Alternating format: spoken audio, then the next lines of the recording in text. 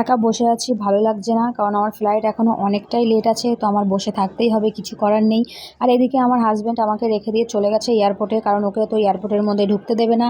আর আমার মতন দেখো, এই যে অনেকেই বসে আছে, ওদেরও খুব বোরিং লাগছে। তো এখন কিন্তু আমি উঠে পড়েছি বাসে, আর বাসে করে যাচ্ছি। আমার ফ্লাইট চলে এসেছে, তো এখন আমি উঠবো প্লেনে।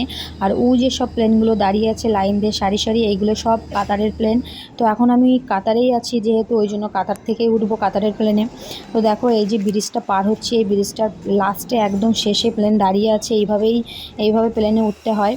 তো দেখো বাইরেটা কত সুন্দর, ওয়েদার কত সুন্দর লাগছে দেখতে, খুব সুন্দর হাওয়াও দিচ্ছিল। এখন আমি ঢুকে পড়ছি আস্তে আস্তে ভিতরের দিকে প্লেনের মধ্যে। আর আমার সিট ছিল অনেকটাই পিছনে, অনেকটা লাস্টের দিকে। তো অবশেষে আমি সিটটা পেয়ে গেলাম, বসে পড়বো। তো আমাদের তো এখনও ফ্লাইট ছাড়েনি। আর এটা দেখো তোমরা, এই যে ম্যাডামটা এখানে কি বুঝাচ্ছে, কারণ এখানে বলছে যে আমাদের যদি কোনো সমস্যা হয়ে থাকে, মাঝপথে কোনো সমস্যা কোনো কিছু হয়ে থাকে, যে কোনো বিষয়ে ওরা এইভাবে বুঝিয়ে দিচ্ছে। আর এইভাবে এইভাবে করতে হবে। যাই হোক, তো এখনও ছাড়তে একটু সময় লাগবে। আর এটা বাইরেটা দেখো, ভালো করে বোঝাও যাচ্ছে না। তো চলো, ভিডিওটা আমি এখানেই শেষ করছি, দেখা হচ্ছে পরের ভিডিওটা।